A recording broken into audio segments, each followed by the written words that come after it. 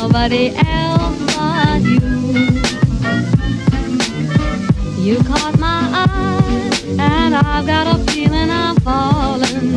Show me the ring and I'll jump right through. I used to.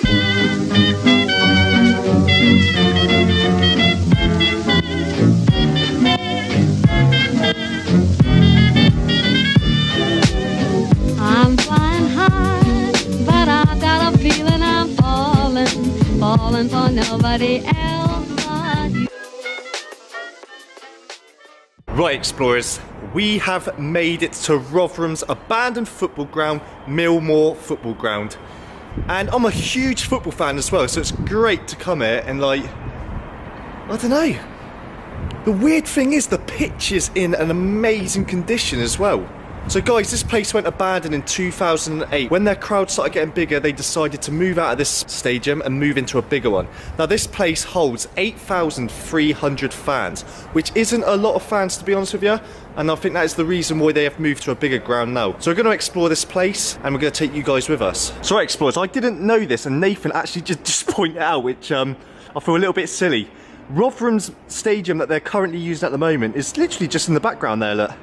So they haven't moved far, and as you can tell, it is a more modern stadium to what this stadium is now that we're looking around. So explorers, this is the sponsors lounge. Now basically, what would happen is Rotherham would have got a sponsor for the game. The sponsors would actually get to come behind in this area in the back. They'd just be given like a box and that so they can watch the game. Yeah, they've got their own private bars, so they would have had private little boxes in here behind the glass so that they didn't get wet, they didn't get cold. You can then look out on the whole game and see the whole game. Exactly. Yeah, I think we're going to go back now and have a look at the sponsors lounge. If you guys don't know, I'm a Birmingham City fan, so all you Birmingham City fans out there, leave a comment down below. But yeah, we are literally now in the sponsorship lounge. Now you would be treated like royalty back here. You'd have best view of the pitch. And as you can see here, you've got your own private bar. The Alpine. All functions, wedding, disco, race nights catered there.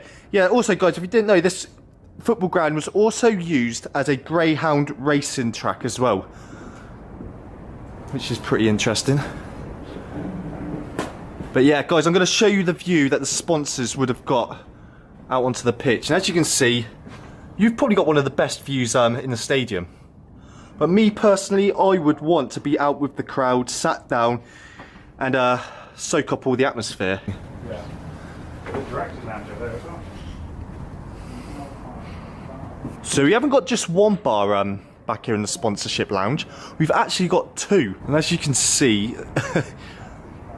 the top, it's like a tent kind of curtain material, and it's all starting to like droop down now. So you can tell this hasn't been used for a very long time. And as you can see, match day sponsors only. So they would have been the only people that would be allowed back here. Obviously apart from the staff and people working here. So we have the director's lounge.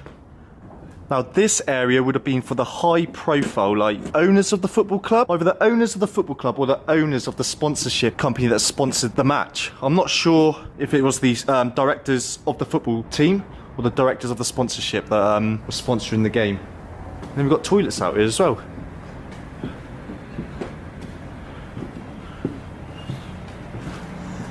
Now, I'm telling you now, because I've been to quite a few football grounds, and these toilets are probably some of the smallest toilets I have ever seen in a football ground. The stadium is bigger than I thought it was going to be honest with you. So explorers, we are getting closer to the pitch now, and Taser has just pointed out, let me get down there and I'll show you, that there are names on the seats which is closest to the pitch. And yeah, as you can see, these are the doctor's seats. Now if anything was to happen to the football players, like they got an injury, I've known of football players having heart attacks on the pitch as well, which is crazy. The doctors obviously are going to want to be as close to the pitch as possible so they can get straight on there, help out whoever's injured, and yeah, hopefully save their career or their life.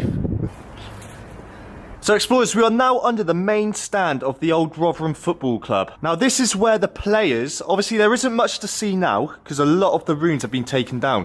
This would have been where the players' changing rooms would have been and where they would have been preparing for the match. So yeah, this is the tunnel where the players would have actually entered onto the pitch. So you would have walked out to 8,500 fans cheering you on. I expect the atmosphere in this place would have been amazing.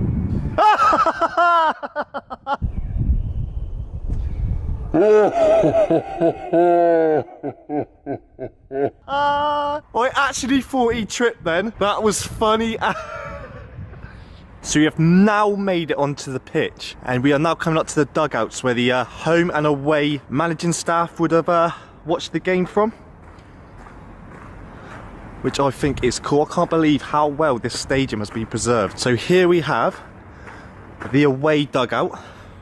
So you'd have the substitute team in the dugout, the substitutes, the manager, the assistant manager and all the medical staff would have just been in that dugout. And over here, which is identical to the away dugout, you have the home dugout. So yeah, the home team would have been in this dugout, watching their team, supporting them, shouting at them, telling them what to do. Obviously the subs would have been in there as well. And yeah, we are on the pitch. This is amazing.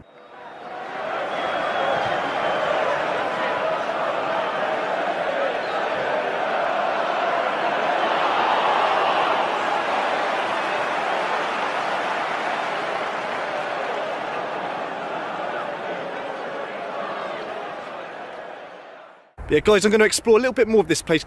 So apparently this football ground has like cells to lock up football hooligans as well. So we're going to go check that out. Hopefully that'd be pretty cool to show you guys as well. So yeah, explorers, check out how big these floodlights are. Look. Now a lot of you guys probably know what these floodlights are used for. If there was ever a night game or a game played at night, then these floodlights would turn on, it would light up the whole pitch. So obviously you can see where you're going, obviously. So we've literally just explored this stand, the main stand. We're going to check out this stand now here. Now I did see like cells in the back of this one, so hopefully we can go and check that out and see how cool it is.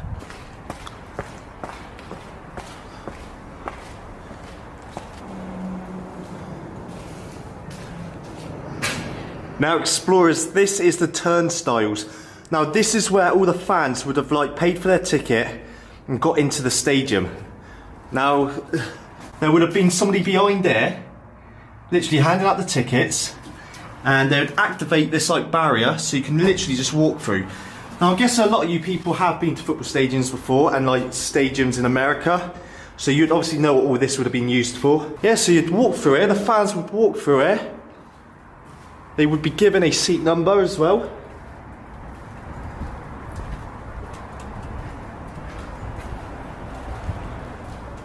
Yeah, just walk down here and find your seat.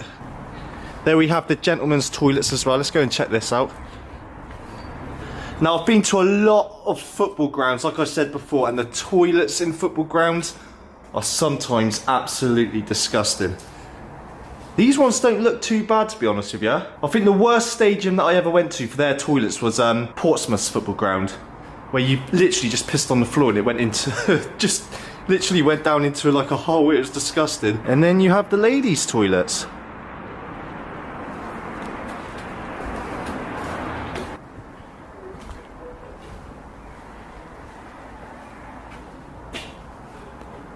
So explorers, we are now at the food like stall. This is where most of the fans would come at half time to get their food, get their drink, get their pucker pies, whatever they want to like refresh themselves at half time. This place would be absolutely like booming at half time. Obviously drink as well. I think you can still drink at football grounds, I'm not too sure.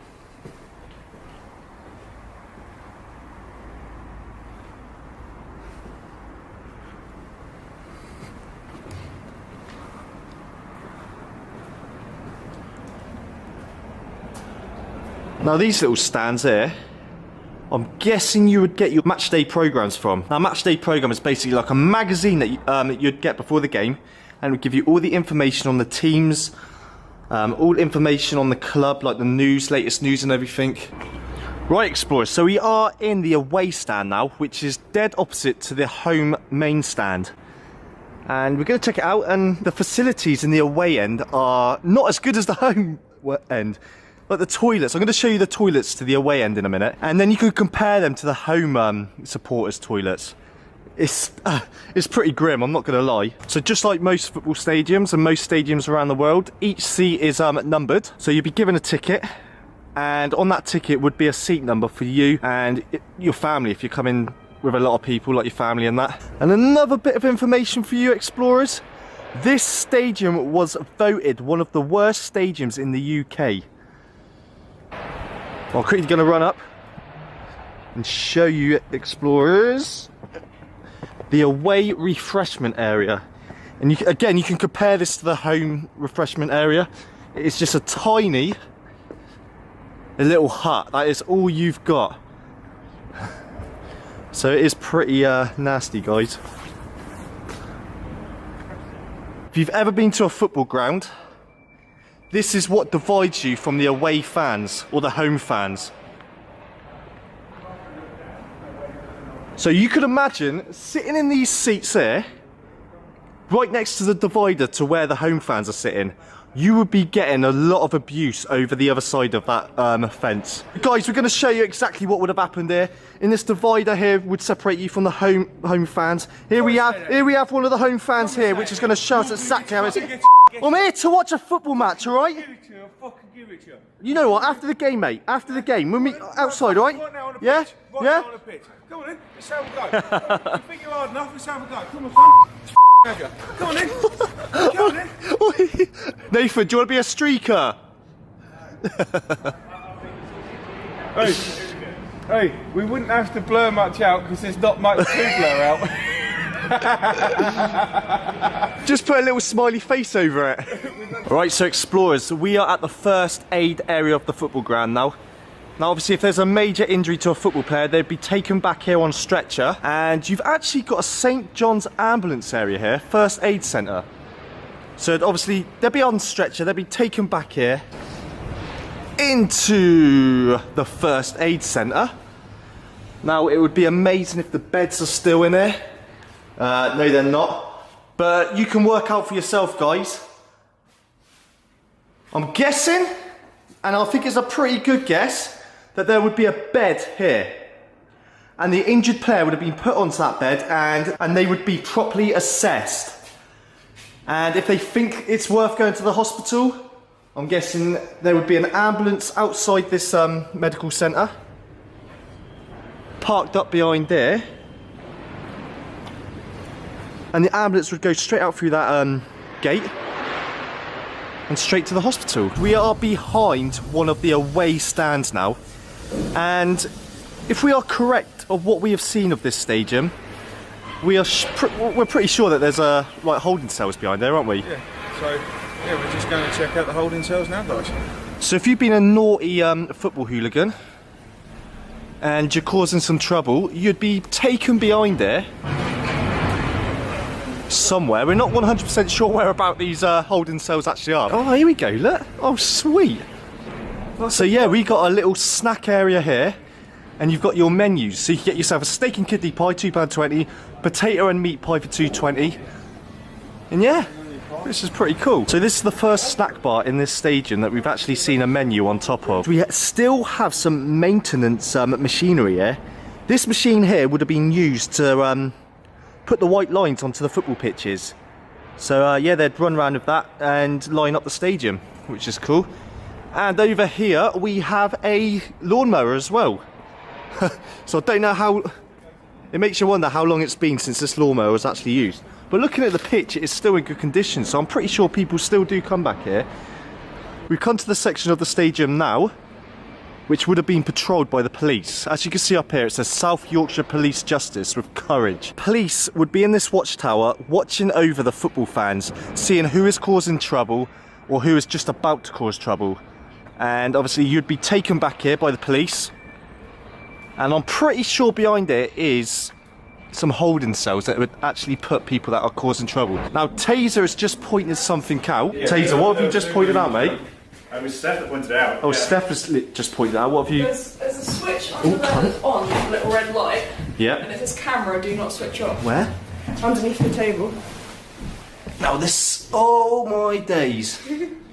So guys, we're pretty sure that the CCTV in this stadium is still in use. Because as you can see there, Steph has just pointed out that there is a switch with a red light on top saying cameras. So we could have been monitored this whole time exploring this stadium. So these desks here, explorers, I'm guessing they would have screens linked up to the CCTV cameras. So they have, obviously they can see more of the stadium that they can't see from this control room.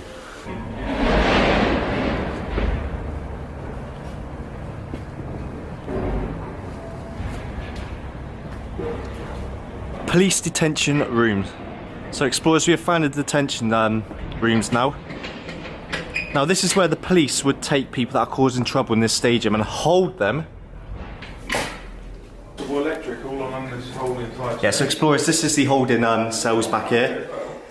This is where the football hooligans or people causing trouble would have been taken and held until the end of the game, until obviously the police could come and take them down to the police station. But as you can see, there are coat hangers in here now. I'm guessing these were put here after this place would have been used for Rotherham, and it was because this place was used for like kids football clubs as well. So I can't see them using coat hangers in there to hold like people that are causing trouble, because they're going to hurt themselves. But yeah, it's a lot smaller than I thought it was going to be. I thought there was going to be a few more cells, but it's still cool. Hello. Hello. Thank you for letting me use your light taser.